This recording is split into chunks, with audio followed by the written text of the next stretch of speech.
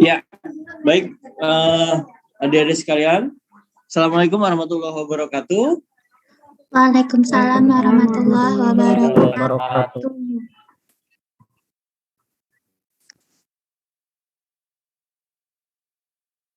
Apa kabar semuanya? Mudah-mudahan dalam kondisi sehat walafiat ya.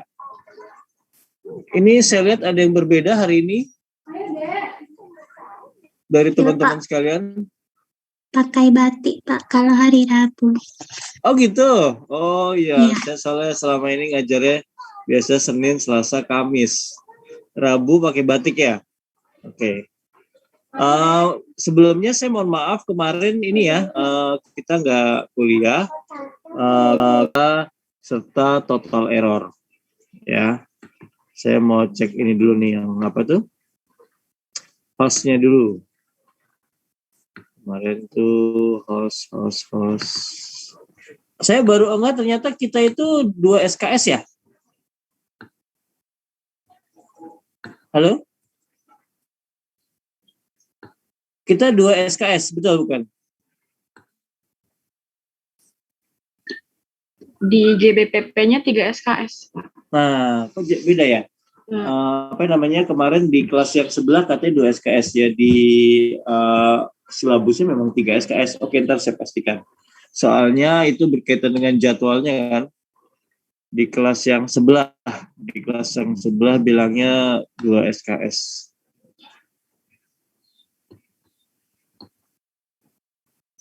Oke, ada titik klaim host namanya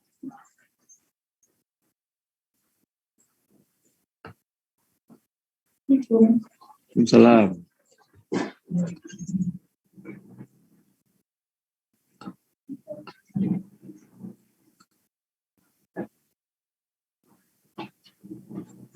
Oke, baik. Sudah.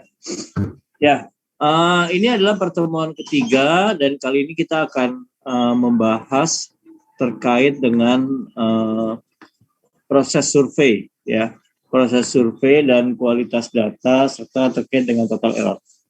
Baik teman-teman sekalian, untuk proses survei ini merupakan proses yang keempat ya dari proses bisnis kegiatan statistik ya, yaitu pelaksanaan lapangannya ya. Jadi kita concernnya di lapangan, kemudian nanti kita akan melihat di lapangan itu sebenarnya hal apa yang bisa ditemukan atau yang berkaitan dengan dengan kualitasnya ya.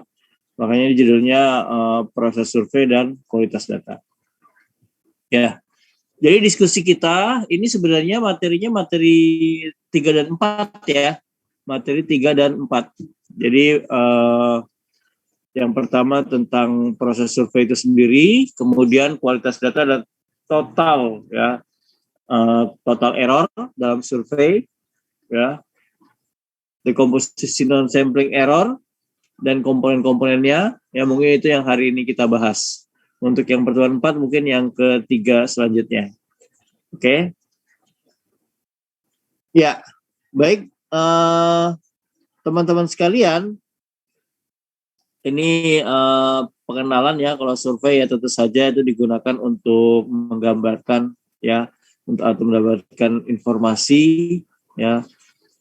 Dan di sini survei tersebut sebenarnya juga unit of service bisa bermacam-macam, bisa orang, rumah tangga. Kalau di BPS itu kita ada 2 ya biasanya ya, berbasis rumah tangga atau berbasis non rumah tangga. Dalam hal ini adalah badan usaha, bisa perusahaan, ya kan? Itu bisa bermacam-macam. Dan ini yang kita lihat adalah di frame-nya ya. Di frame ini bisa kita lihat bahwa proses surveinya ini adalah dari awal sampai menghasilkan data, yaitu estimasi dan analisisnya. Ya, jadi semua kegiatan survei itu tentu saja harus dimulai dengan pertanyaan penelitian. Sebenarnya pertanyaan penelitiannya itu apa sih? Ini sekarang terkait dengan COVID, ya tentu saja sudah banyak dilakukan penelitian-penelitian. Pertanyaannya apa? Lagi COVID kayak gini, ya. Bagaimana misalnya terkait dengan program perlindungan sosial, bagaimana pemanfaatan program perlindungan sosial, program bansos di masyarakat, ya pemanfaatannya. Apakah memang benar-benar dimanfaatkan untuk memenuhi kebutuhan dasar atau dimanfaatkan untuk keperluan lain, misalnya, ya. Itu adalah pertanyaan-pertanyaan penelitian, ya. Nah, pertanyaan penelitian ini sebenarnya juga mencakup apa? Mencakup yang pertama konsepnya itu seperti apa? Konsepnya, ya. Konsep dari penelitiannya mau berbentuk apa? Kemudian populasinya itu siapa? Siapa yang mau diteliti, ya? Apakah masyarakat umum? Apakah penduduk usia tertentu? Ya, itu juga dari awal sudah harus kita ini teman-teman harus kita tentukan, ya, tentukan ya. Oke, kemudian apa bentuk data collection-nya? Apa namanya, pengumpulan datanya seperti apa jenisnya? Ya, yang kalian tahu ada 3 ya, yang BPS lakukan di SP kemarin. Ada 3 proses, 3 jenis ya, 3 bentuk dari pengumpulan data. Ya, apa saja kira-kira? Apakah misalnya berbentuknya itu sebenarnya ini bisa bermacam-macam ya, modnya itu ya. Bisa dari sisi isinya, kontennya, atau dari sisi bagaimana pengumpulannya, media yang digunakan.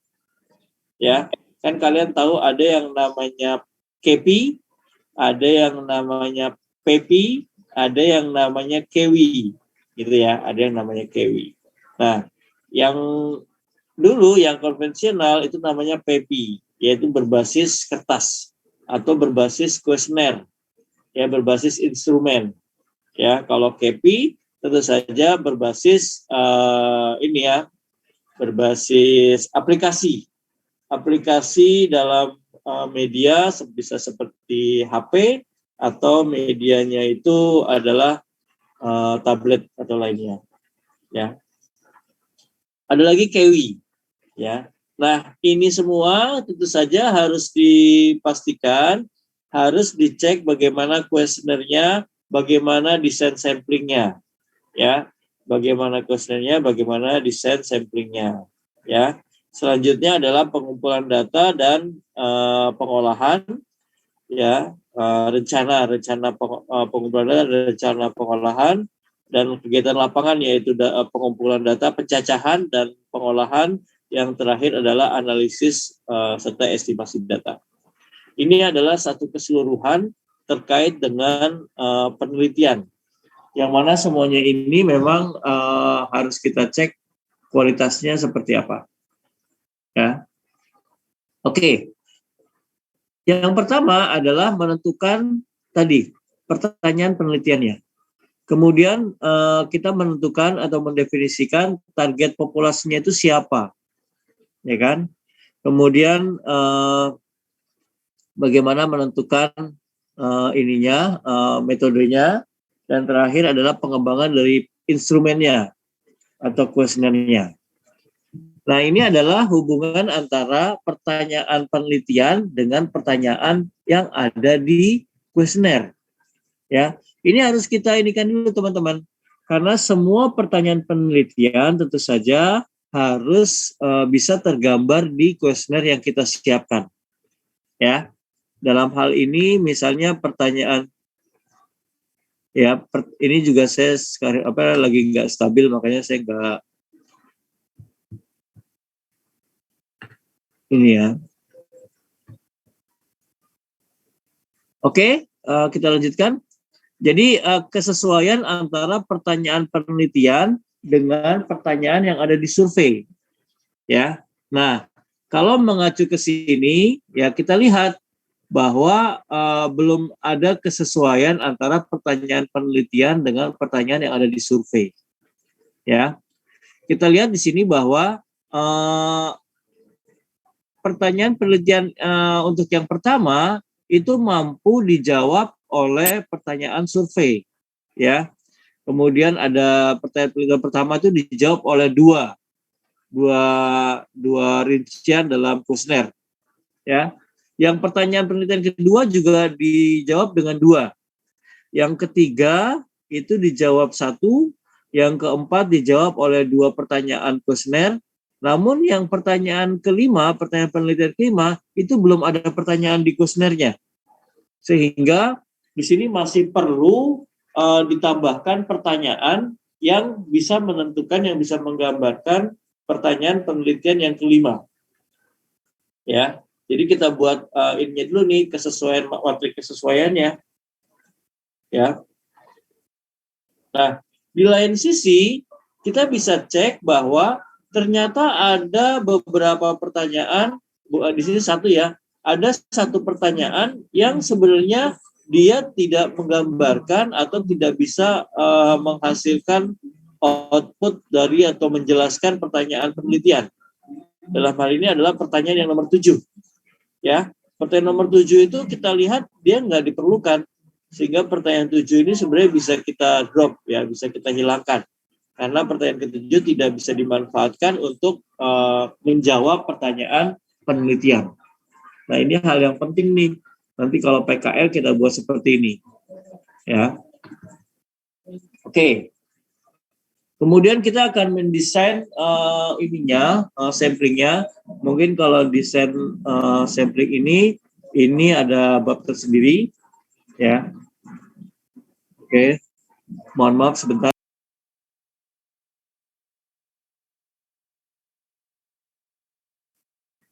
Kebetulan di sini jadi ketua RT, jadi kadang iklannya ada aja. Ya, oke, baik. Tadi kita penentuan untuk desain samplingnya, tentu saja ini sudah ada pembahasan tersendiri.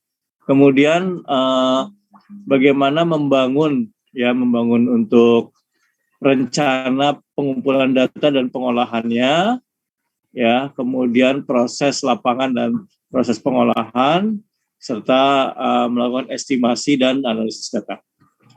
Ya.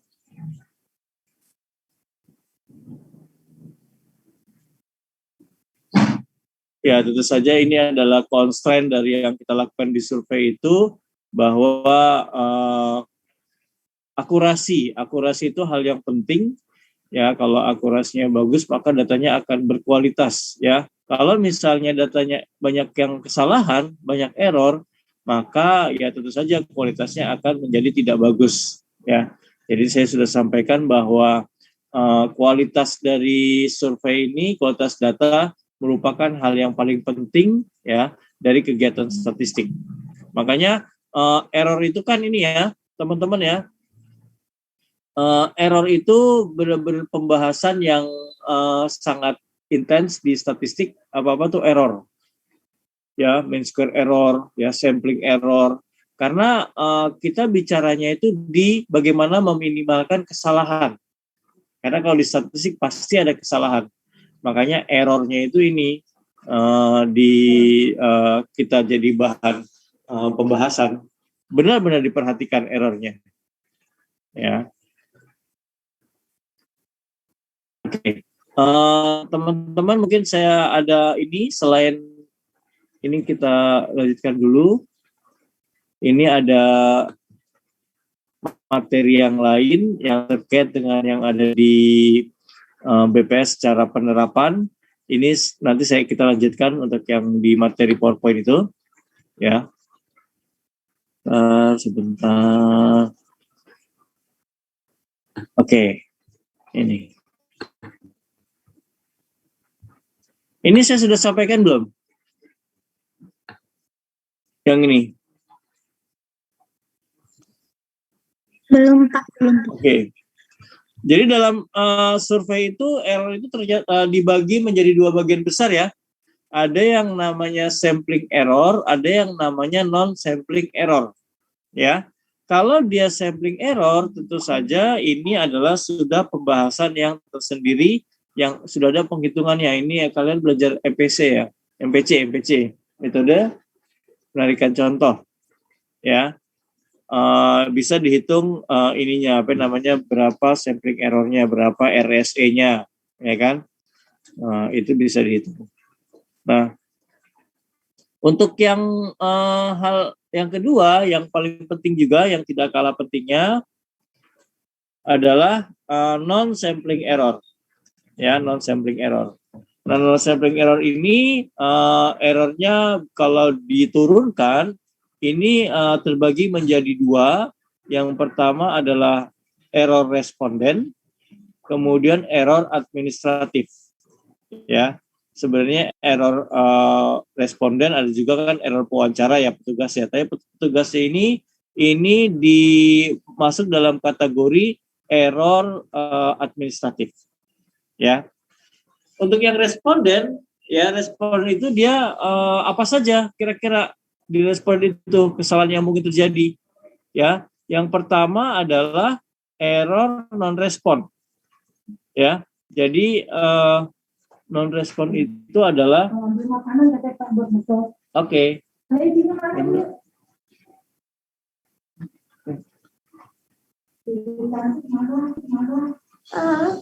Jadi jangan bayangkan kalau pelaksanaan survei itu nanti kita akan menemukan semua responden dengan lancar.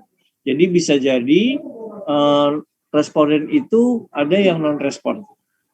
Ya, kira-kira kalau non-respon itu teman-teman ada yang bisa memberikan contoh non-responnya itu seperti apa? Ya, silakan. Non-respon itu ada beberapa macam. Ya, paling tidak ada 3 ya. Ada 3 non-respon yang secara garis besar. Kira-kira ada yang ini nggak? Teman-teman bisa menyampaikan apa saja jenis dari non-respon ini? Izin menjawab, Pak.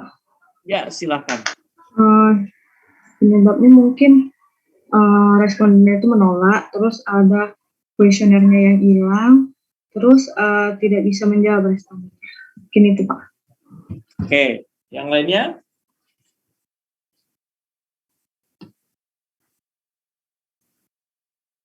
Silakan. Kira-kira apa saja error dalam non-respon ini?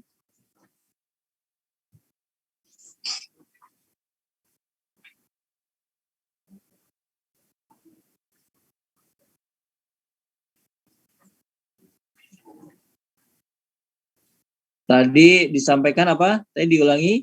Yang pertama? Menolak ya? Iya, menolak, Pak. Responden menolak. Ya, jadi bisa jadi meskipun ada Undang-Undang 16 tentang statistik, sebenarnya di undang-undang tersebut ada kewajiban bagi seluruh warga negara untuk memberikan data kepada badan. Dalam hal ini adalah untuk kegiatan survei ya. Survei atau sensus yang dilakukan oleh BPS. Tapi masih ada masyarakat yang menolak. Yang kedua apa lagi? Yang pertama menolak. Yang kedua? Kuesionernya rusak atau hilang. Ya, kalau kuesioner rusak mungkin ini lebih ke administrasi ya, bukan ke non-respon. Ya, karena itu non-teknis kan, kuesioner rusak. Nah, ini yang menyebabkan datanya itu tidak bisa didapatkan. Karena ini kan masih dalam konteks responden kan. Kalau kuesioner rusak itu bukan salah responden, tentu saja. Ini juga tidak masalah benar atau salah responden juga ya. Tadi yang pertama apa? Responden menolak. Yang kedua, responden tidak dapat ditemui sampai akhir pencacahan. Kan kita dalam survei itu kan ada periodenya ya. Apalagi kita berpindah-pindah ke beberapa wilayah. Misalnya ini ada siapa nih? Nesya dia jadi petugas di kecamatan A dan kecamatan B. Tentu saja dia harus membuat penjadwalan di kecamatan A itu ntar berapa hari, kecamatan B berapa hari, gitu kan ya. Nah, ketika dia mengunjungi rumah dari ini ya Tengku, nah pas dikunjungi itu ternyata di kecamatan A Tengkunya lagi pergi, ya, lagi pergi kemana? Lagi pergi ke Aceh ya, lagi pergi ke Aceh. Nah, kebetulan ditunggu sampai periodenya pencacahannya itu selesai di kecamatan A masih belum pulang. Ya, itu kan berarti kan dia tidak bisa ditemui. Ya. ada errornya. Kemudian bisa jadi ternyata sudah masuk daftar sampel, sudah masuk ke DSBS, DSRT, ternyata pas dikunjungi orangnya sudah pindah atau bangunannya bahkan tidak sudah hancur misalnya, atau bangunannya sudah tidak tersedia, ya. Itu adalah termasuk bagian dari non-respon. Kenapa disebut error? Karena ketika ada non-respon, maka itu akan mempengaruhi estimasinya. Yang mana estimasi ini sesuai desainnya misalnya 100 rumah tangga, 100 sampel. Namun karena ada non-respon, maka sampelnya menjadi 95. Ya, tentu saja nanti penghitungan estimasinya yang bisa digunakan adalah yang 95 ini. Yang 5 ini adalah non-respon. Ya. Bagaimana kira-kira kalau dalam hal itu penanganannya? Ada yang bisa menjawab? Desainnya 100, yang didapatkan 95. Kira-kira apa yang dilakukan? Silakan.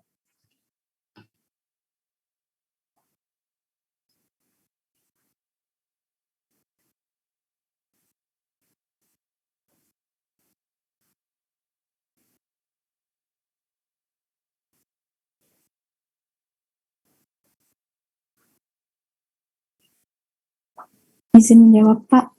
Silakan, monggo. Bagaimana misalnya kita dengan menggantikan yang non-respon itu? Biasanya kan ada kan Pak sampel cadangan gitu. Bisa digantikan menggunakan sampel cadangan gitu Pak. Ya, baik. Sampel cadangan ya. Nah, Iya, sampel cadangan ini tentu saja tidak boleh sifatnya on the steps. Sifatnya ini tidak rumah tangga nggak ada nih. Tadi Tengku kan pergi ya. Tengku pergi kemudian tahu-tahu langsung ganti sebelahnya. Ganti siapa? Ganti sampelnya ke Zahra. Penggantian sampelnya boleh, tapi nggak boleh langsung mengganti seperti itu tanpa didesain. Ya. Nah, kalau BPS, beberapa BPS sebenarnya sudah tidak melakukan strategi pergantian sampel. Jadi nggak boleh ada pergantian sampel. Yang ada di lapangan, kalau memang dia bisa dihubungi atau bisa diwawancara, kalau tidak diwawancara maka tidak dilakukan pergantian. Nah, terus antisipasinya gimana? Antisipasinya adalah di desain sampelnya kita sudah menambahkan cadangannya di alokasi sampel. Jadi misalnya yang dibutuhkan sebenarnya 90 yang dibutuhkan, maksudnya sampel minimumnya 90, tapi kita sampel yang kita harapkan, yang kita data itu ada 100. Ya. Harapannya apa? Ada spare cadangannya itu masuk dalam desain samplingnya. Jadi tadi pergantian sampelnya bukan pergantian sampel yang sifatnya di lapangan ya, dan itu tidak boleh bahkan sekarang. Jadi kalau misalnya untuk meminimalkan antisipasi non respon, maka sampelnya kita tambahkan dulu di awal. Ya. Jadi tetap nanti sampel minimumnya bisa kita dapatkan. Oke. Kemudian ada yang namanya bias respon. Ya, kalau bias respon itu apa? Ya, atau karena bias respon ini ada hubungannya dengan yang error administratif, kita bahas dulu error administratif yang bagian bawah. Error administratif itu ada 4. Yang pertama adalah error kecurangan wawancara. Nah, ini nih. Ini adalah moral hazard. Nah, ini yang sangat dihindari banget nih kalau ada kecurangan wawancara. Dia dapat sampel 10 rumah tangga, tapi dia hanya mendatangi 5 rumah tangga. 5 rumah tangganya itu adalah digunakan berdasarkan 5 rumah tangga yang sudah dicacah. Jadi direplikasi atau diduplikasi. Ya, ini kemungkinan masih bisa terjadi kalau memang pewawancaranya itu tidak memiliki komitmen yang kuat. Dia hanya ingin cepat atau ingin mudahnya saja.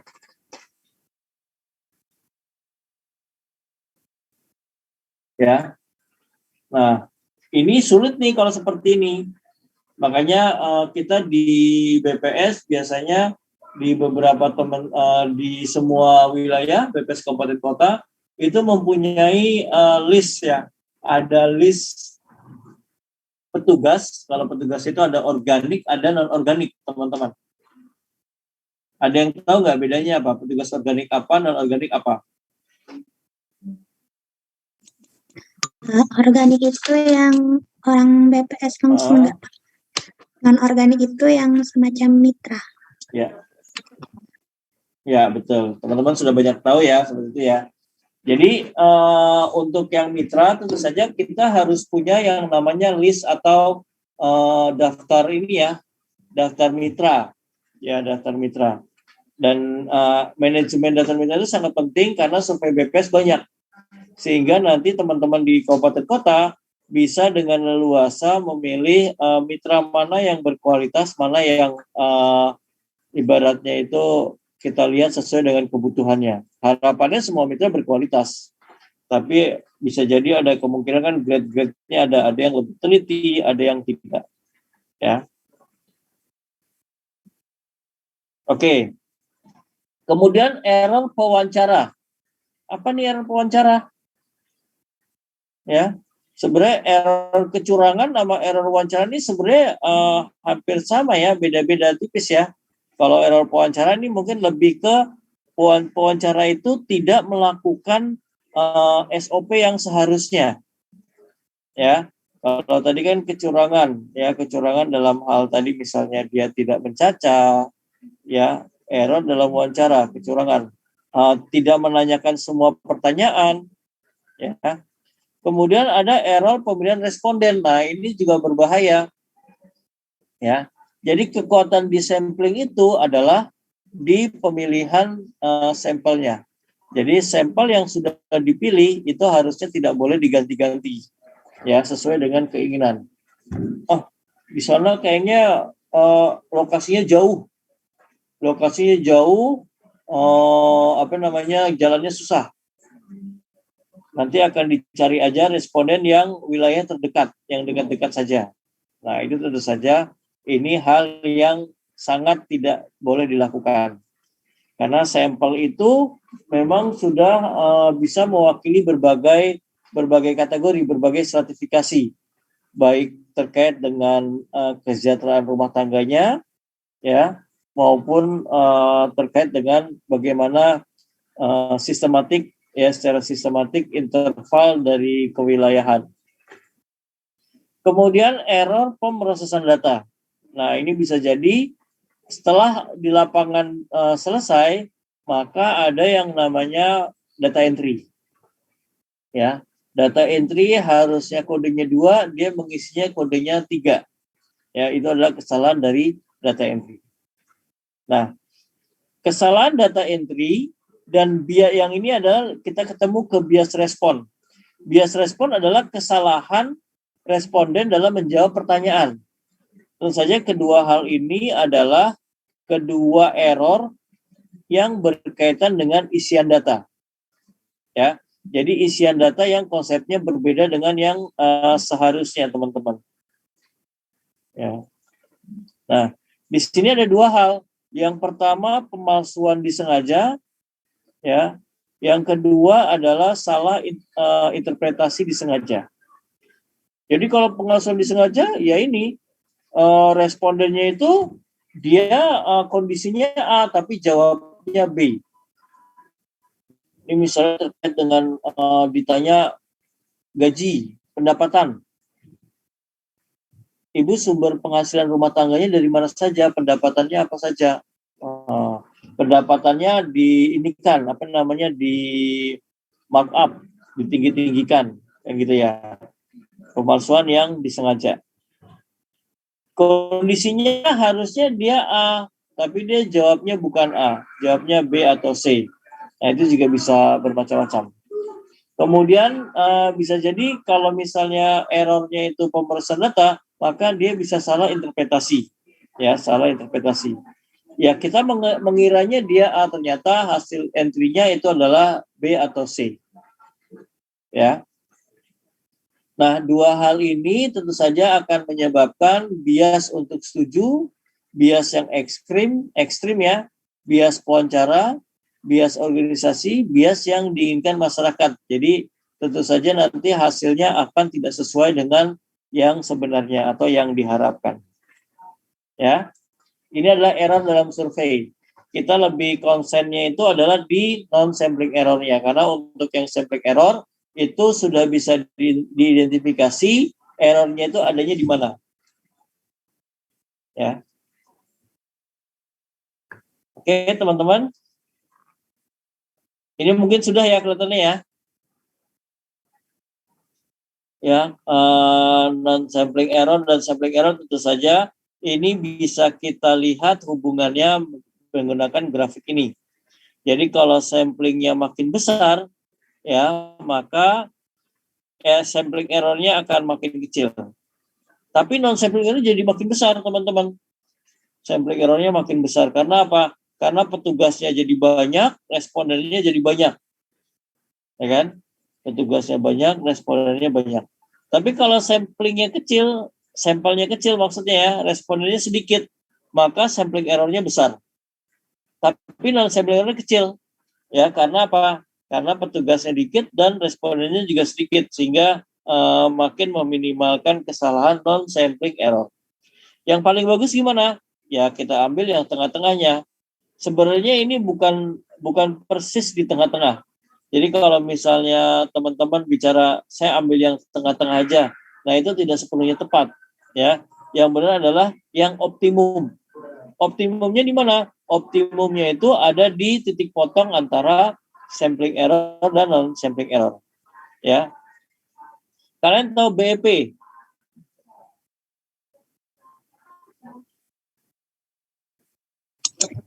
Break even point, Pak. Break even point itu kan adanya di mana? Titik potong kan? Break even point ada titik potong. Kalau sudah titik potong itu berarti namanya dia balik modalnya di situ. Untuk itu batas balik modal. Kalau kesananya berarti kan keuntungannya ya. Kalau kurang dari BEP berarti dia masih rugi.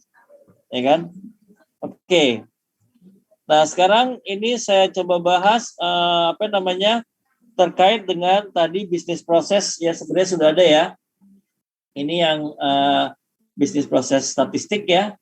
Statistik BP statistik bisnis proses model ya. Ini ada quality assurance framework ya, tentu saja untuk yang ininya penjaminan kualitasnya ini harus ada di 8 tahapan. Kita masuk nih ada yang di keempat nih sekarang. Ya, masuk yang di keempat. Ya, di mana dalam pengumpulan data itu ada sensus, ada survei. Ya. Ada lagi administrasi data registrasi. Ya, atau kalau sekarang pengumpulan data kita mengenal ada yang namanya big data. Ya, big data ya teman-teman ya. Big data juga bagian dari pengumpulan data. Ya, bagian dari pengumpulan data. Sensus sudah tahu, kemudian survei, ini surveinya ada berbasis rumah tangga, bisnis atau area. Ya, area berarti dia kewilayahan. Nah, yang paling bawah ini yang perlu kita ini ya, administrasi data atau data data registrasi. Ya. Nah, ini penting sekali nih teman-teman data data registrasi. Sebenarnya kalau data registrasi kita bagus, sebenarnya kita nggak perlu survei. Ya. Kalau misalnya di setiap RT, di setiap RW, setiap kelurahan mereka ada informasi yang jelas terkait dengan keadaan misalnya sosial ekonomi. Ya. Berapa penduduknya, bagaimana kondisi ekonominya, pendidikannya, lapangan usahanya, ya status pekerjanya, kondisi perumahannya. Itu kalau di sum up itu luar biasa ya datanya. Tapi tentu saja data ini masih jauh dari yang diharapkan. Oke? Oke, sebentar. Saya izin dulu 2 menit. Ini adalah tadi proses bisnis statistik yang ada ya. Ya, selanjutnya kita lihat di sini. Nah, tentu saja terkait dengan kondisi yang ada, misalnya sekarang di COVID nih. Ketika pandemi COVID tentu saja ada pelaksanaan lapangan yang dia tidak bisa dilakukan secara normal. Ya, kita nggak bisa nih lagi PPKM, lagi lockdown, ya kan? Kalaupun kita bisa ke lapangan, tentu saja kita harus meminimalkan, yang pertama meminimalkan pertanyaannya, biar nggak terlalu lama, kan gitu ya. Itu kita minimalkan. Jadi kita harus punya strategi-strategi untuk mengadaptasi bagaimana kejadian pandemi ini. Dan tentu saja tetap mengedepankan kualitasnya, harus melakukan penjaminan kualitasnya. Ya, yang pertama adalah misalnya penyesuaiannya apa? Melakukan optimalisasi sampel, ya, optimalisasi sampel panel. Jadi ada beberapa survei yang dilakukan sifatnya itu berulang dalam hal ini adalah setahun dilakukan 2 kali. Contoh, ini ada Sakernas, ada Susenas. Ya kan? Sakernas itu apa sih? Survei Angkatan Kerja Nasional. Ya. Jadi Sakernas itu biasanya dilakukan di dua kali dalam setahun. Yaitu Sakernas di Februari dengan sampel 75.000 rumah tangga yang mampu mengestimasi sampai level provinsi. Sementara itu, untuk yang Sakernas Agustus, sampelnya 300.000. Ya, 300.000 dengan estimasi sampai level kabupaten kota, teman-teman. Ya. Nah, di sini tidak ada sampel baru pada survei Sakernas Agustus. Jadi sampelnya yang Agustus ini digunakan dari yang sampel Februari. Jadi yang Februari ditanyakan lagi di Agustus. Sehingga ini ada yang namanya rumah tangga panel. Rumah tangga panel yang sebanyak 75.000. Ya, teman-teman. Nah, ini juga kita lakukan yang namanya apa? Mengurangi durasi pencacahan. Mengurangi durasi tatap muka. Jadi pemutakhiran blok sensusnya itu dan penarikan sampel rumah tangga ditiadakan. Nah, kalian tahu apa maksudnya pemutakhiran dan penarikan sampel? Pemutakhiran itu apa? Seperti apa? Ada yang tahu nggak, teman-teman? Melakukan pengecekan gitu Pak, memastikan bahwa rumah tangga sampelnya tuh ada sesuai kerangka sampelnya. Sesuai dengan kerangka sampelnya. Oke, yang lain? Mungkin lebih ke arah survei pendahuluan gitu ya, untuk pemutakhiran sampel. Ya, survei pendahuluan. Ya, jadi sebenarnya ini adalah yang namanya pemutakhiran muatan blok sensus. Ini adalah melakukan listing, ya, atau updating. Mungkin tempatnya updating ya. Jadi teman-teman gini, ya, setiap survei baik itu Susenas maupun Sakernas, kita kan basisnya itu kan pakai blok sensus. Blok sensus ini mudah-mudahan sudah tahu semua ya. Blok sensus itu apa blok sensus? Ada yang tahu nggak? Ada yang tidak tahu nggak? Gimana teman-teman? Blok sensus Kerja petugas survei Pak. Ya, wilayah kerja ya. Wilayah kerja yang dibatasi oleh batas-batas yang jelas. Dan yang paling penting sebenarnya wilayah survei ini bukan batas jelasnya, tapi wilayah survei ini adalah muatannya itu kurang lebih homogen, teman-teman. Ya. Jadi kalau misalnya saya pernah bahas belum ya? Kan kalau wilayah administrasi itu kecil namanya apa?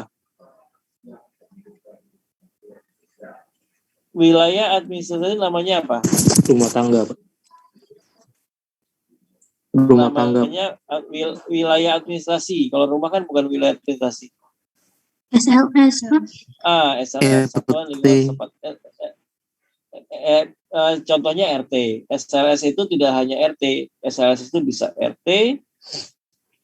Ya, biasanya RT memang yang paling banyak. Bisa dusun. Ya kalau di kampung kan biasanya kan habis desa kan dusun ya. Dusun kadang ada RT-nya, ada jorong, ada apa lain-lain. Tapi itu namanya SLS. Nah, kalau mengacu ke SLS, maka muatan dalam SLS itu bervariasi, ya, atau heterogen. Muatan itu jumlahnya maksudnya. Ada SLS yang di perkampungan, ya, di desa, itu SLS-nya mungkin satu RT, ya, satu RT itu hanya 20 rumah tangga, ya kan? Kalian kan 3 berarti pernah kos ya, pernah kos. Ya, itu kalau di Bidara Cina, di ini kebun nanas atau kebun sayur, kira-kira satu RT-nya itu berapa rumah tangga itu? Ada berapa kira-kira? 100 ada? Mungkin lebih, Pak. Lebih kan? Jadi kalau kita menggunakan SLS, maka akan sangat heterogen muatannya. Ada yang 20 SLS, ya, ada yang 100, ada yang 200, sehingga kalau muatannya itu sangat heterogen, ini akan menyulitkan sebagai dia unit samplingnya atau sebagai tahap, kan ada sampling itu tahap 1, tahap 2, ya, itu akan menyulitkan. Sehingga kalau BPS kita ada yang unik namanya block sensus.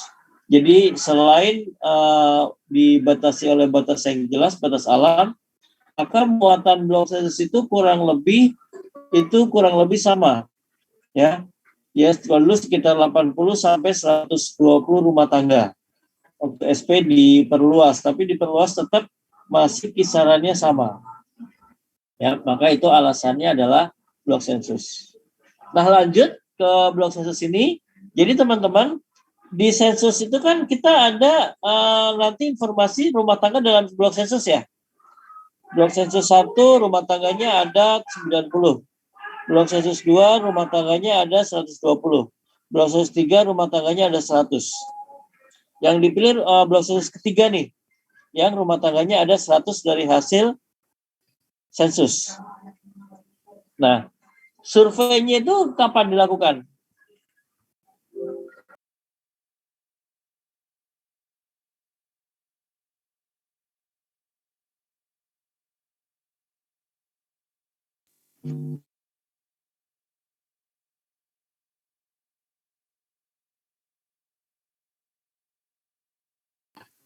Oke, kita lanjutkan.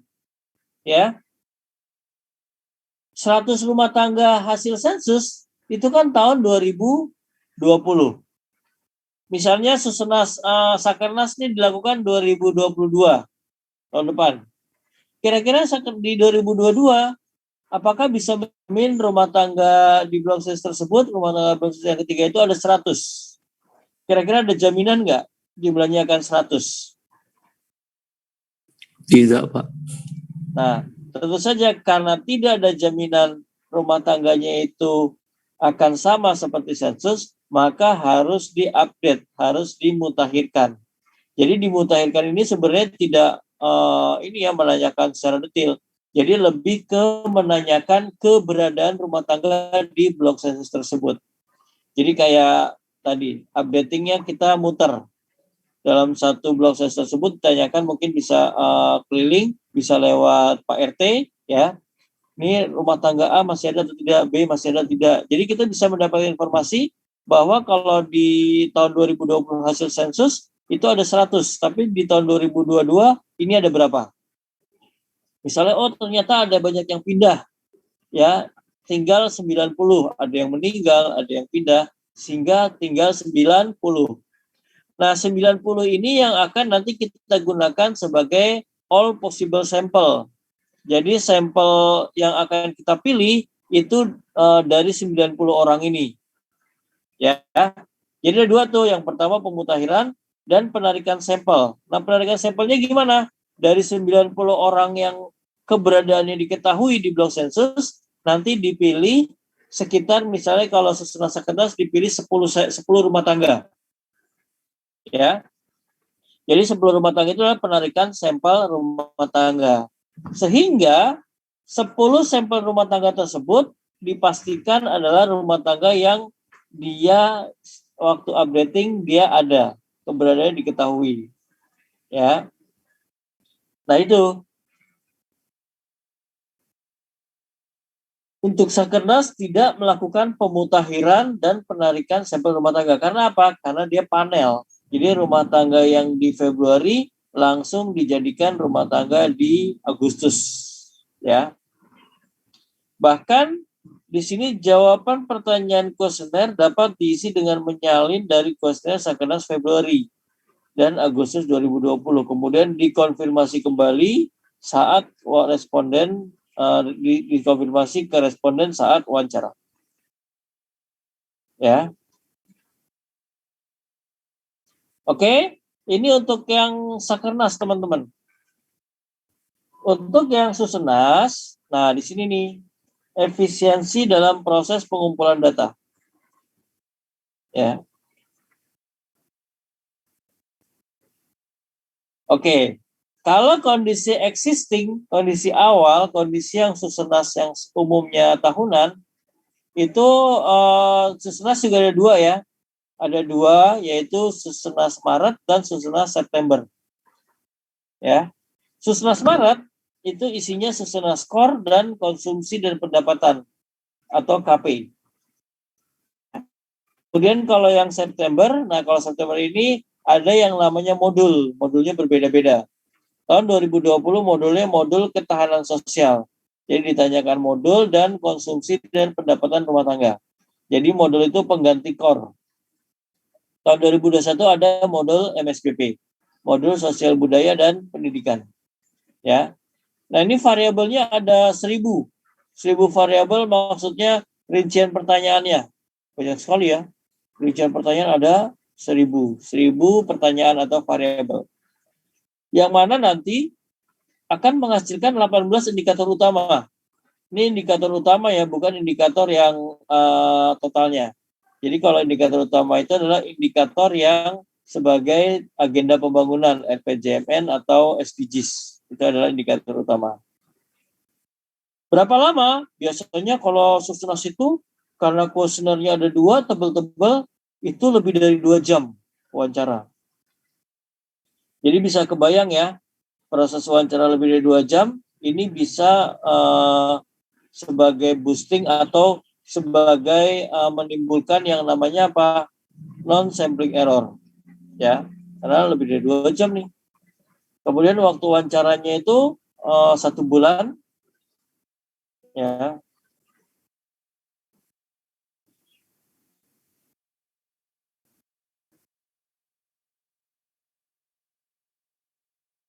Penjajahnya ada 20.000, rumah tangganya ada 320.000. Ini kondisi awal. Ya. Nah, ketika ada pandemi COVID ini, mau tidak mau kita melakukan efisiensi dalam proses. Ya. Yang pertama adalah menggabungkan kuesioner pada Susenas September. Jadi yang tadinya ada kuesionernya, instrumennya ketahanan sosial dan konsumsi rumah tangga, ini digabung. Jadi ketahanan sosial saja kuesionernya. Ya. Nah, tentu saja karena kuesionernya disesuaikan,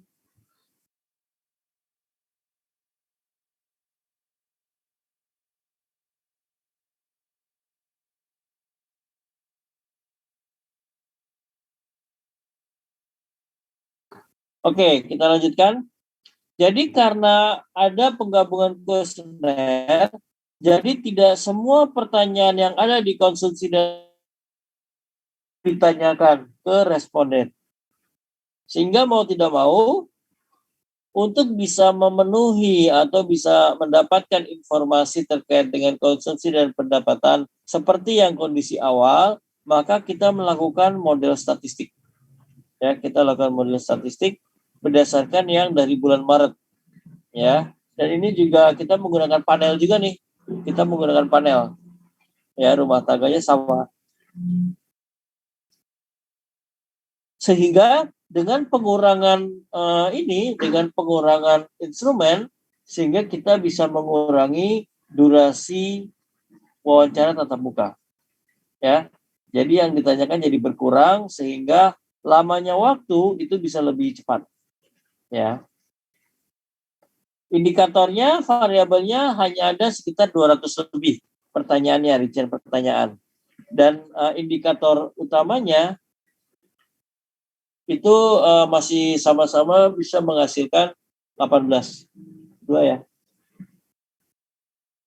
Oke, teman-teman, ini untuk yang optimalisasi dari yang susunasnya.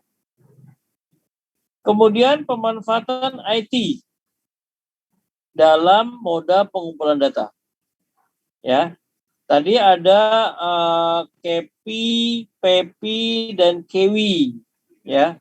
Kalau ini pendataan pariwisata secara mandiri menggunakan KEWI, Computer Aided Web Interviewing. KEWI ini contohnya kalian sudah tahu ya di tahun 2020. Contohnya apa? Yang saat sensus penduduk online. Betul sekali. Sensus online itu pakainya KEWI. Ya, pakai KEWI. Jadi berbasis web. Ya. Kalau KEPI dia berbasis aplikasi yang ada di sistem Android atau laptop atau tablet ya tepatnya ya. Itu aplikasi tuh. Jadi kalau KEPI itu pertanyaannya sudah mirip dengan pertanyaan yang ada di kuesioner. Ya. Tapi tetap nanti kalau KEPI yang menanyakan adalah petugasnya. Jadi ada enumeratornya, ada pencacahnya. Tapi kalau KEWI ini biasanya yang mengisi adalah respondennya, yaitu kalau KEWI. Ya. Nah, ini ada tahapannya dari BPS Pusat membuat akses pengguna publik dan blast email ke perusahaan atau industri. Ya, reminder atau ke blast ya. Kemudian pengiriman akses pengguna publik, yaitu ada perusahaan, ada industri, ya. Karena ini banyak masalah nih teman-teman. Biasanya kalau survei ke perusahaan, kadang penerimaan perusahaan itu juga tidak bagus ya. Jadi bisa jadi lebih mudah kita mewawancarai rumah tangga daripada mewawancarai perusahaan. Karena kalau perusahaan itu biasanya dia resistensinya tinggi.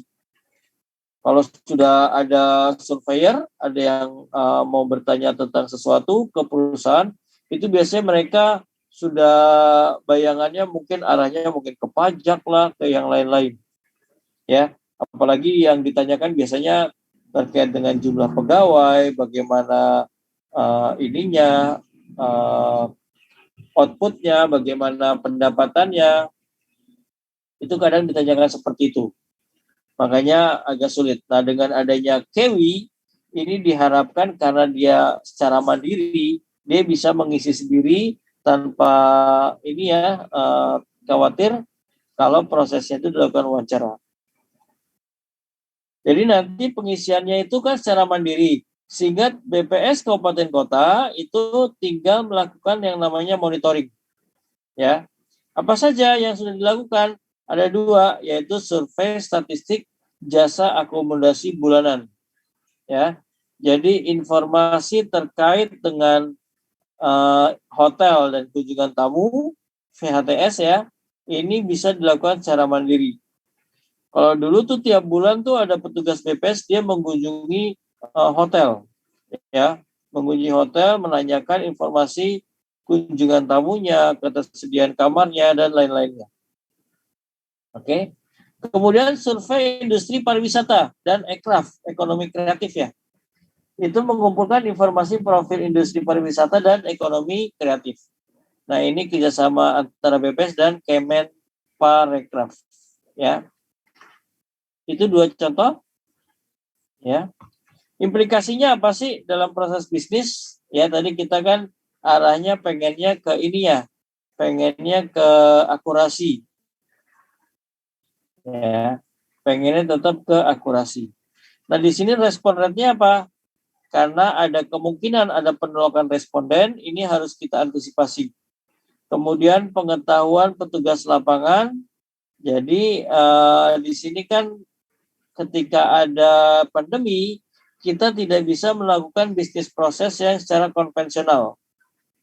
Jadi dulu kalau setiap ada pelaksanaan survei kan kita melakukan pendahuluan yang namanya pelatihan. Ya. Yang pelatihan ya biasanya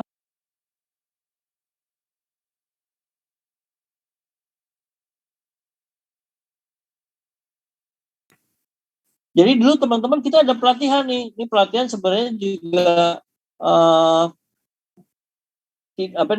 butuh waktu, butuh banyak orang, ya ibaratnya dalam tanda kutip menghabiskan waktu lebih banyak karena harus ada movement. Jadi pelatihannya itu misalnya ada pelatihan instrukturnya dulu. Instruktur nasional itu dari tiap provinsi itu biasa dilakukan di Jakarta. Ya. Jadi mendatangkan dulu dari daerah untuk melakukan pelatihan instruktur nasional. Kemudian tiap-tiap instruktur ini dia akan melatih atau memberikan pelatihan petugas. Pelatihan petugas ada di tiap kabupaten kota atau di provinsi. Nah ini semua petugas datang ke lokasi di kabupaten kota ataupun provinsi. Ya, untuk yang pandemi ini semuanya itu dilakukan secara daring. Jadi secara interaktif. Kita ada yang namanya e-learning. Ya. Nah, plusnya ini lebih efisien dari sisi waktu.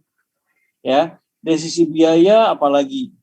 Ya, yang tadinya biaya yang paling banyak kan biaya hotel ya. Biaya hotel dan transportasi. Ini bisa dikurangi. Tapi tentu saja ada minusnya. Minusnya apa? Kita memberikan materinya itu tidak bisa menjadi maksimal. Karena apa? Karena prosesnya seperti sekarang nih. Prosesnya kita pakai daring. Ya.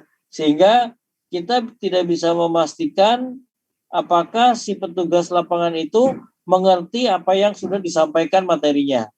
Ya. Dan mungkin tektokannya itu lebih nggak leluasa ya. Kalau misalnya kalau kuliah kan bisa saja langsung ketika kita diskusi langsung kita tanyakan bisa interaktif ya. Ketika menanyakan langsung kita interaktif ya, misalnya langsung Zahra, Tengku ya, Aida atau yang lainnya ya. Dan juga kalau di interaktif kita bisa menyampaikannya itu lewat papan tulis lewat media. Ya. Oke. Itu pengetahuan petugas mungkin bisa jadi berkurang karena apa? Karena pelatihannya secara daring. Ya. Kemudian indikator yang dihasilkan ini terbatas karena apa? Karena ketika pertanyaannya dikurangi maka indikatornya juga tidak bisa ditampilkan. Ya. Dan yang paling terakhir adalah data literasi. Ini adalah yang sangat dibutuhkan oleh sangat dibutuhkan oleh masyarakat ya.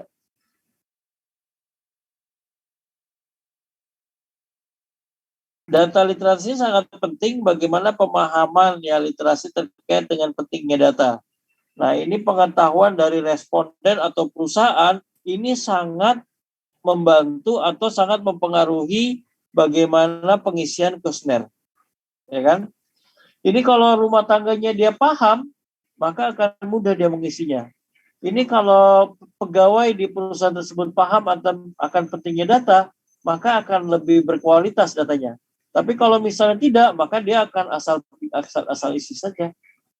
Ya, yang penting terisi. Ya, yang penting terisi tanpa dia mengetahui atau memperhatikan dari konsistensi dari isian. Ini RSC dari TPT dari Februari Agustus ternyata hasilnya cukup baik. Ya, karena bahkan RSC-nya itu lebih kecil daripada yang biasanya. Nah, ini kita tantangannya adalah menjaga akurasi indikator. Ya, akurasi indikator. Oke, teman-teman, sampai sini ada pertanyaan dulu. Kami persilakan kita buka diskusi. Izin bertanya, Pak.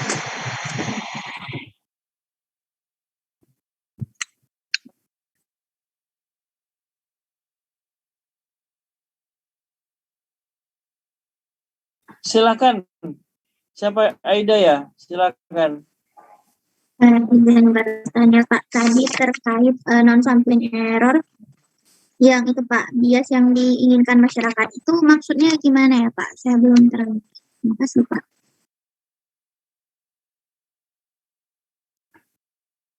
Ya.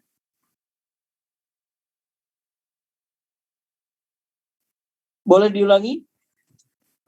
Terkait itu, Pak, bias yang diinginkan masyarakat itu kalau contoh atau maksudnya gimana gitu ya, Pak? Masih belum terlalu maksud bias yang diinginkan masyarakat itu gimana? Terima kasih, Pak. Oke.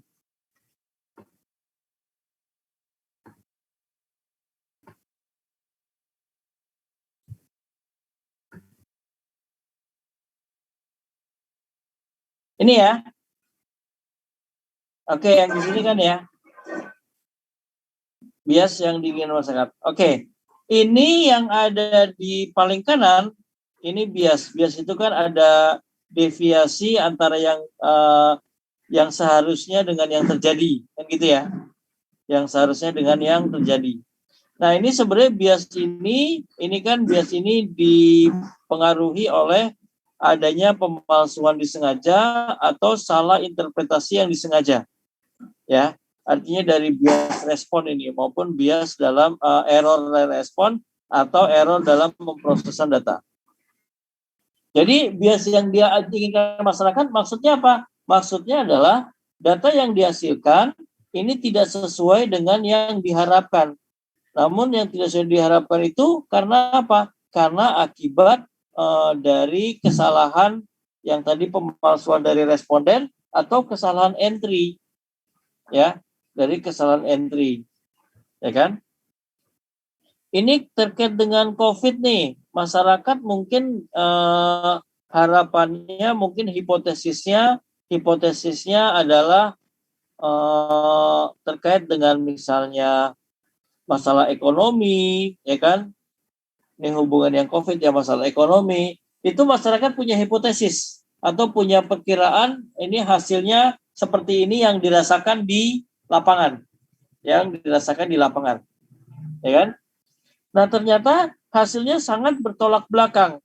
Dan bertolak belakangnya itu diakibatkan oleh adanya tadi pemalsuan yang disengaja maupun salah interpretasi. Ya, yang harusnya konsepnya itu adalah A, konsepnya jadi B. Ya, konsepnya itu misalnya harusnya referensi waktunya itu selama seminggu. Tapi ini referensi waktu yang ditanyakan selama sebulan. Ya, sehingga tidak tepat antara yang data seharusnya ditampilkan dengan data yang tersedia. Sehingga apa? Sehingga ada bias, ada deviasi yang diinginkan oleh masyarakat dengan yang realisasinya.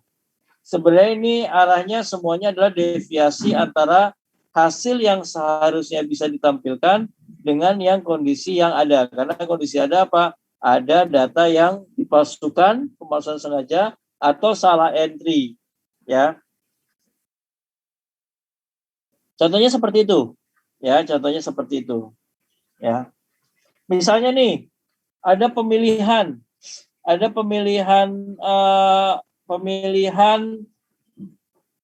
RW misalnya, ada pemilihan RW.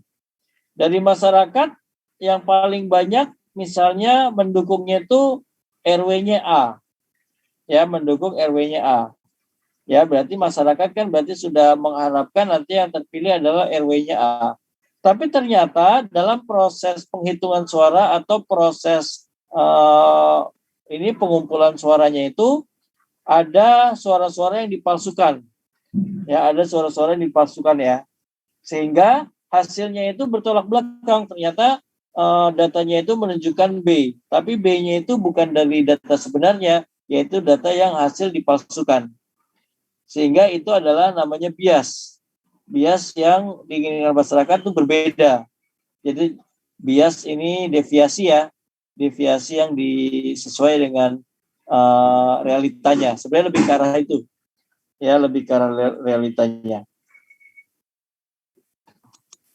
Oke, tadi Pak. saya lihat ada yang raise hand. Terima Siapa yang kasih, raise hand? Sama-sama Mbak Aida. Tadi yang raise hand siapa?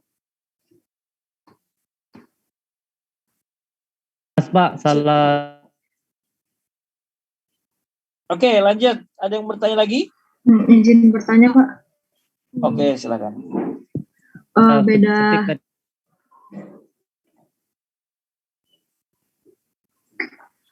Beda underestimate, overestimate, under coverage sama over coverage itu apa, Pak? Oke. Under, jadi sebenarnya itu poin utamanya under dan over ya. Under atau over, under confident, over confident, underestimate, overestimate ya. Jadi ini juga bias ya. Ini juga bias sebenarnya sesuatu yang deviasi yang diharapkan dengan yang sebenarnya ya. Kalau estimate berarti dari sisi ininya kesesuaian antara estimasi statistik dengan parameternya. Ya, kalau estimate-nya. Ya. Estimasinya itu angka kemiskinan 9%. Padahal mungkin kalau dari kenyataannya sekitar 11%. Maka itu namanya underestimate. Jadi perkiraannya itu di bawah dari yang angka ini ya, angka parameternya ya. Itu namanya underestimate. Ya. Tapi kalau overestimate dia memperkirakan angkanya itu di atas atau melebihi angka parameternya. Itu overestimate. Ya. Ada underestimate, estimate, ada overestimate. Jadi lebih ke arah angka yang dihasilkan estimasinya itu dibandingkan dengan parameternya. Ya. Tapi bicara under atau overestimate ini sebenarnya sudah ada di cut point tertentu. Jadi kalau data estimasi itu kan memang ada intervalnya ya, teman-teman ya. Artinya kalau data estimasi itu tidak persis dengan parameter. Ya kan, tidak persis ya. Kalau ini sudah mengetahui ya, ada kan margin errornya, plus minusnya. Nah, kalau yang underestimate atau overestimate, ini sudah di atasnya. Jadi kalian kalau misalnya di penyajian data tuh ada yang namanya apa tuh? Yang kayak kotak terus ada garisnya, ada di tengah-tengahnya.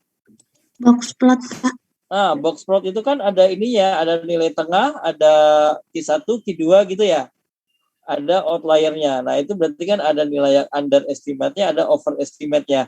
Ada di nilai cut point tertentu. Kalau misalnya nilainya itu masih dekat-dekat dengan parameternya, itu belum under namanya. Ya, itu masih dalam interval. Tapi kalau under itu biasanya sudah sangat jauh dari yang diperkirakan. Oh, ini nih perkiraannya pengamat pertumbuhan ekonomi kita adalah misalnya 9%. Ya, ternyata hasilnya itu sekitar 5%. Nah, itu berarti yang pengamat itu dia terlalu overestimate. Terlalu memberikan perkiraan yang jauh di atas angka sebenarnya. Ya, kalau under itu yang di bawah.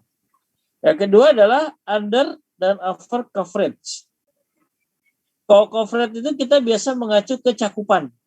Ya, ke cakupan sampel. Ya, cakupan sampel.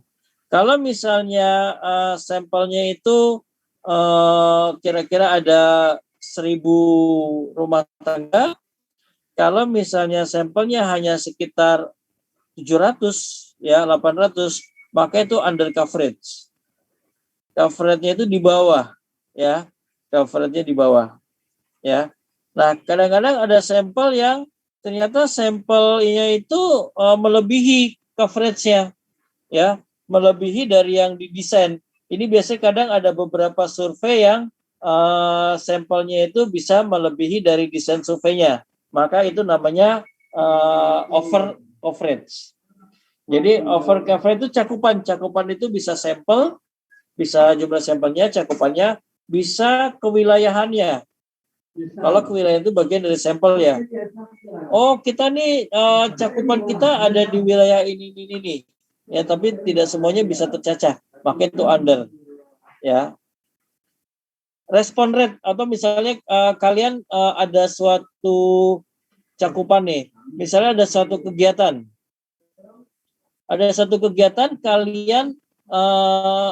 Kalian apa ya? Menargetkan nanti peserta webinar misalnya. Ya. Peserta webinar kalian menargetkannya itu ada sekitar 500 partisipan. Ya kan?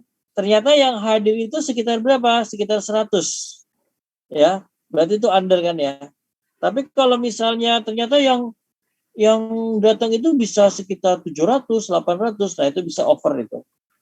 Ya. Mungkin itu Tengku, apakah menjawab? Ada yang lain silakan. Pak izin bertanya Pak. Silakan Robi Nasution. Kalau yang tadi Pak mengenai jumlah sampel, nah misalnya kan kita kan nggak boleh ada sampel pengganti tuh Pak.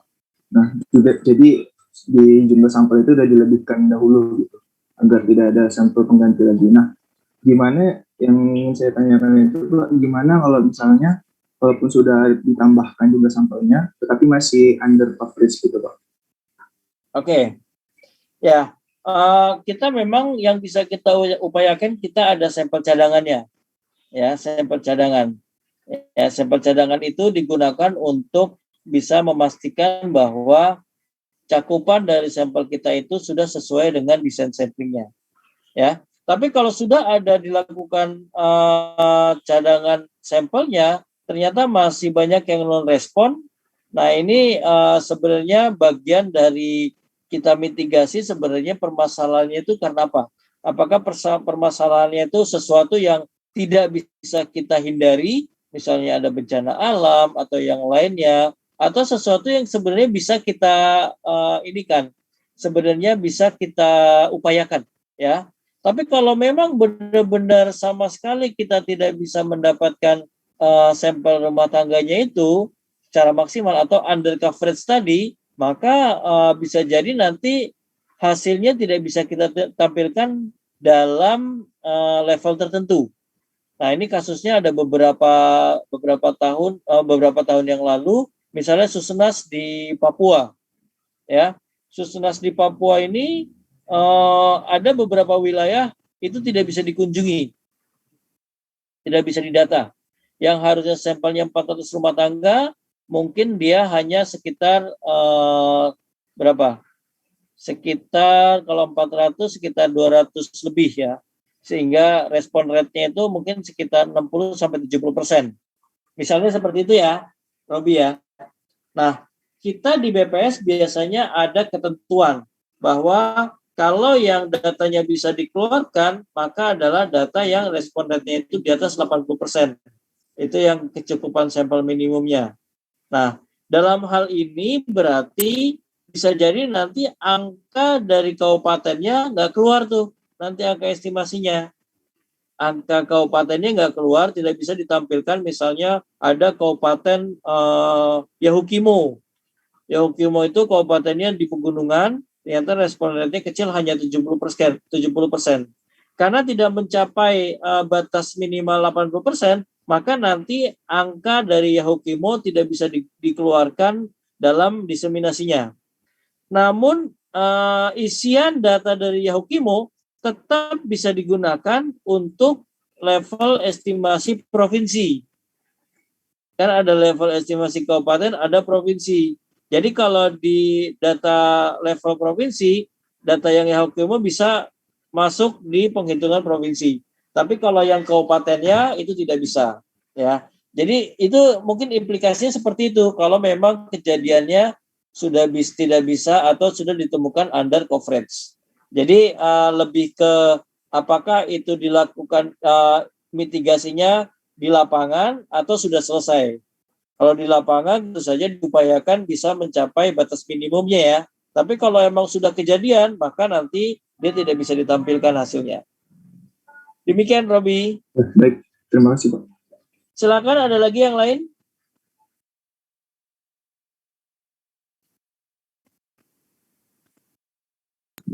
Izin Pak, Oke, silakan. ini bukan lebih ke pertanyaan sih Pak, tapi kayak lebih ke sharing-sharing tentang SP kemarin Pak. Jadi tuh kan saya Tentang SP Pak, SP, SP oke. 2020 kemarin. Nah jadi kan Pak, waktu SP kemarin kan saya baca-baca cerita-cerita netizen di Twitter Pak mengenai SP 2020 pengumpulan datanya. Jadi kayak banyak gitu sih Pak, cerita-cerita mereka dari petugas-petugas pencacahnya tuh yang istilahnya kayak nggak bertanggung jawab gitu Pak. Nah jadi salah satu ceritanya tuh ada bilang, jadi di daerah tersebut tuh banyak orang tua gitu kan Pak. Maksudnya penduduk yang usianya tuh 50 tahunan ke atas gitu, sekitar gitu Pak. Nah lalu kata orang itu, nah petugasnya tuh hanya ngasih kuesionernya Pak, lalu ditinggalin gitu. Jadi orang-orang yang yang penduduk-penduduk di situ ngisi sendiri Pak tanpa dijelasin secara mendetail sama petugasnya. Nah katanya sih salah satu penyebabnya tuh kata orang itu si petugasnya tuh merasa beban yang dikerjakan dia tuh terlalu besar dan berat, tapi Pak, yang diterima dia itu ya lanjut. Tapi istilahnya pendapatan yang diterima dia itu nggak sebanding Pak dengan kerja yang dia lakukan gitu Pak. Nah menurut Bapak dari BPS tuh menanggapi hal-hal seperti itu gimana ya Pak? Ya oke, makasih Maudi ya. Jadi teman-teman sekalian, tentu saja itu yang tadi disampaikan itu bagian dari error non-respon error ya. Non-sampling error yaitu error administratif. Dalam hal ini adalah error yang si petugasnya. Petugasnya itu berarti kan dia tidak melakukan SOP. Nah itu bedanya. Saya itu kebetulan ketua RT ya. Jadi sebenarnya banyak juga pendataan atau survei yang dilakukan oleh Pemda.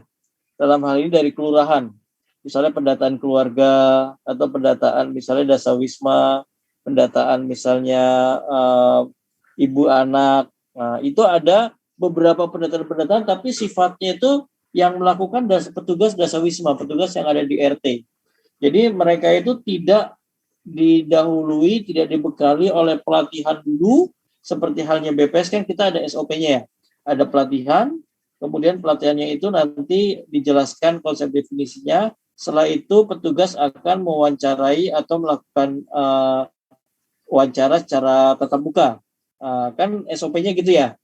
Ketika dia kuesionernya itu ditaruh di rumah tangga, kemudian rumah tangga itu mengisi, nah itu ada dua error itu. Ada error administratif, ada error yang si responden. Karena kalau yang administratif itu apa? Si petugas tidak melakukan sesuai dengan SOP. Oke. Yang kedua, karena kuesioner itu ditinggal, responden kan berarti kan dia tidak ada acuan kan? Dia bisa jadi ada kesalahan pengisian, tidak sesuai dengan konsep. Yang harusnya pertanyaan A itu ditujukan konsepnya itu A, dia jawabnya B. Karena apa? Karena dia tidak dijelaskan, dia mengisi sendiri. Ya, jadi salahnya banyak ini, non-sampling errornya banyak dalam hal ini. Nah, sebenarnya kalau sekarang ya mau dia BPS sekarang sebenarnya sudah memperbaiki atau mengantisipasinya itu di adanya kontrak kerja. Jadi semuanya itu di awal pencacahan, sekarang untuk yang mitra kita ada kontraknya. Ini kontraknya biayanya segini, honornya seperti ini, kemudian ininya cakupan tugasnya, uraian tugasnya ini yang dikerjakan A, B, C, D. Dan itu sesuai kesepakatan di awal pencacahan. Ya. Jadi sebenarnya harus transparan yang seperti itu. Kalau dulu memang belum ada tuh kontrak kerja. Dulu bisa jadi ada petugas yang memang dia ibaratnya hitung-hitungan ya, kalkulasi. Oh, kalau misalnya rumah tangganya seperti ini lama nanti, kan gitu ya. Makanya ada kecurangan moral hazard. Tapi kalau sekarang sebenarnya Maudi sudah diantisipasi dengan adanya kontrak kerja tersebut. Harusnya dengan menggunakan kontrak kerja tersebut itu jadi acuan. Kalau dari awal dia sudah membayangkan ini akan berat, harusnya dia tidak menerima. Harusnya dia tidak mau melanjutkan melakukan kegiatan itu, sehingga nanti BPS Kabupaten Kota bisa mencari petugas yang lainnya, ya kan? Jadi sudah di awal nih, ya. Kadang-kadang memang ini ya, yang paling penting makanya tadi saya sampaikan adalah adanya database dari petugas. Jadi petugas itu kan apalagi kalau di Jawa ya, mungkin kalau luar Jawa ada keterbatasan SDM. Tapi kalau di Jawa sebenarnya petugas itu bisa banyak. Artinya kalau misalnya ada yang tidak mau melakukan, mungkin bisa mencari yang lain lebih gampang, ya kan? Tapi kalau yang di luar Jawa biasanya agak susah tuh. Biasanya keterbatasan SDM ya. Jadi biasanya kita mempertahankan petugas yang ada, ya. Mungkin gitu ya mau dia.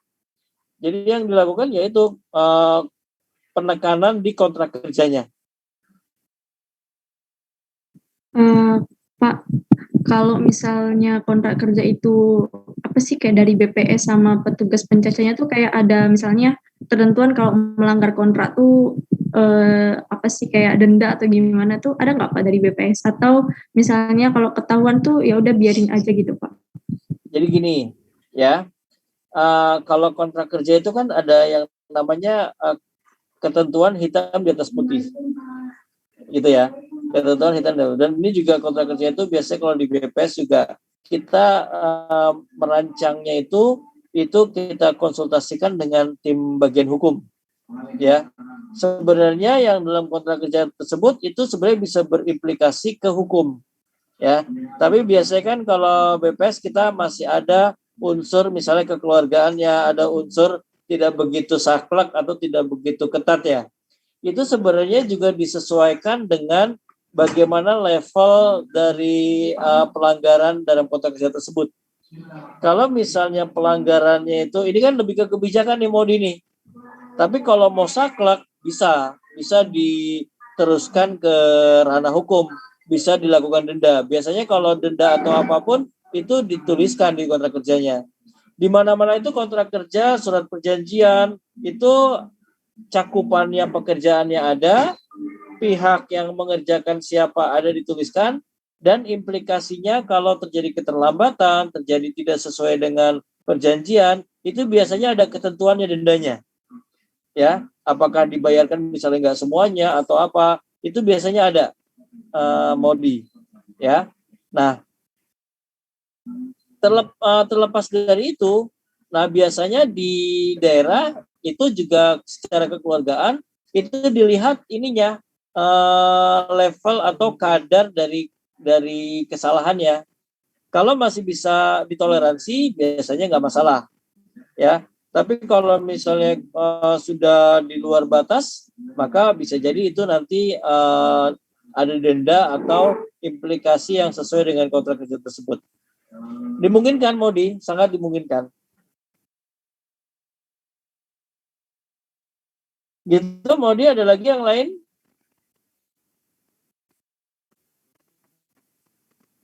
Karena kontrak kerja itu sudah ada ini ya, tanda tangan dari si pewawancara calon petugas dan biasanya dari pihak BPS kepalanya atau ininya penanggung jawabnya. Ini sama kayak ini aja nih, kita misalnya pemborong rumah, pekerjaan lain, biasanya kan ada SPK, surat perjanjian kerja ya. Nah itu biasanya ada ditentukan dendanya apa atau dan lainnya. Oke, ada lagi yang lain? Izin Pak. Ya silakan. Jadi penghitungan atau pengukuran non-sampling error itu bagaimana Pak? Apakah ikut ke MSE atau memang tidak bisa diukur atau bagaimana Pak? Oke, mungkin yang sekarang berarti nanti kita bahas di berikutnya ya. Jadi memang non-sampling error ini karena variabelnya banyak, ini memang agak sulit, lebih sulit dihitung, bukan lebih sulit dihitung dibandingkan dengan yang sampling error. Nah, biasanya kita melakukan yang namanya monitoring kualitas. Jadi kita ada supervisi, ya, ada supervisi. Jadi misalnya rumah tangga A ini kan sudah didatangi oleh petugas, ya. Kemudian kuesionernya juga sudah ada. Nanti di waktu tertentu kita melakukan supervisi, entah misalnya seminggu setelahnya atau 2 minggu setelahnya, kita mendatangi ulang rumah tangga tersebut. Mendatangi ulang, kemudian kita tanyakan beberapa variabel pertanyaan, ya. Nanti kita bandingkan apakah jawaban dari atau isian kuesioner yang kita hasilkan dari supervisi dengan yang petugas ini ada deviasi atau tidak, ya, ada deviasi atau tidak. Nah, itu ntar sebagai bahan untuk mengukur yang namanya non-sampling error. Termasuk kita nanti mengukur misalnya SOP. SOP-nya misalnya survei itu SOP-nya harus melakukan updating dulu. Kemudian harus melakukan nanti pemilihan rumah tangganya dan lain-lain. Nah, itu nanti kita tanyakan bukan ke petugas saja, kita tanyakan mungkin SOP di level kabupaten kota, kemudian pengawas nanti seperti apa, nanti kita bandingkan, maka nanti kita bisa hitung itu. Kalau misalnya yang dia tidak sesuai dengan yang SOP, ada deviasi, ada yang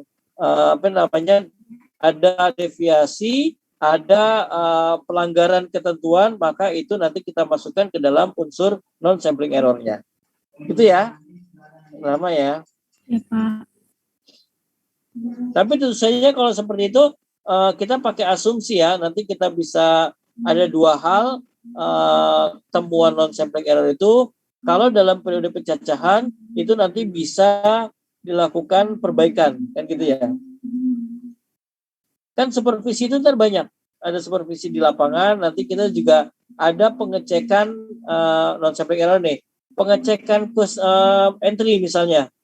Jadi dulu ada misalnya kegiatan dengan kerjasama UNICEF, ada satu dokumen itu di entry-nya 2 kali, double entry. Entry pertama misalnya oleh Mario, entry kedua nanti oleh Selvira, ya. Itu nanti dibandingkan hasil entry pertama dengan entry kedua, apakah ada perbedaan atau tidak. Itu juga nanti bisa dihitung errornya di mana, errornya seberapa besar, ya. Jadi banyak hal yang bisa dilakukan untuk menghitung non-sampling error. Itu contohnya, ya. Ada yang lain, teman-teman?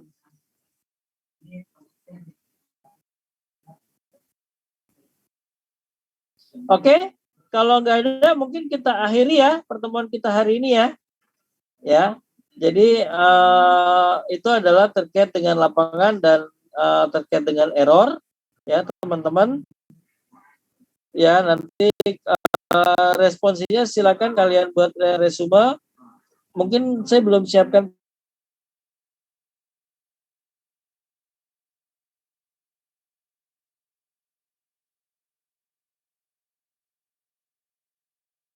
materi yang berbeda yang bisa melengkapi dari materi yang ada.